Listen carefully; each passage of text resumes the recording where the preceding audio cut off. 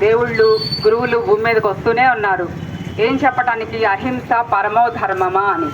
అహింస ఎంతో ఉన్నతమైన ధర్మము.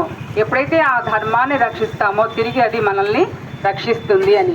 మరి కృష్ణుడు కానించి, రాముల వారి కానించి, ఇంకా మిగతా ఎంతోమంది గురువులు వస్తూ ఈరోజు సాయిబాబా కూడా అంత అద్భుతంగా మన ముందు మనం కొలుచుకుంటున్నాం. ఆయన కూడా అదే సందేశం ఇచ్చారు. ప్రతి జీవిలోనూ ఆత్మస్వరూపమై భగవంతుడి స్వరూపమై నేనున్నాను అని. ఎవరైనా సరే చెప్పేది అదేనండి. మానవులుగా ఉన్న మనం తినడానికి ఎన్నో ఆహార పదార్థాలు ఉన్నాయి. ఆ ఆహార పదార్థాలను మనం చక్కగా ప్రకృతి నుంచి వచ్చిన పండ్లని, మరి చెట్ల నుంచి వచ్చిన కూరగాయలని, వాటిని తింటూ మనం మన జీవితాన్ని ఆనందంగా, సుఖంగా, మరి సంతోషంగా పండించుకోవాలి. మన జీవితాన్ని కూడా ఒక బృందావనంలాగా పండించుకోవాలి. ఆ తోటలో మనం హాయిగా ఉంటూ, చూస్తూ, నవ్వుతూ బతకాలి జీవితం అంతా.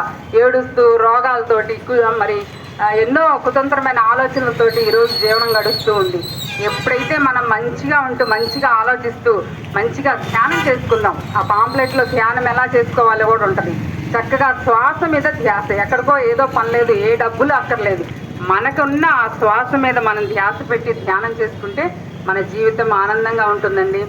అందరు గురువులు చెప్పేది ఒకటే, అహింస పరమో ధర్మ. పరమమైనది ధర్మం అంటే పరం.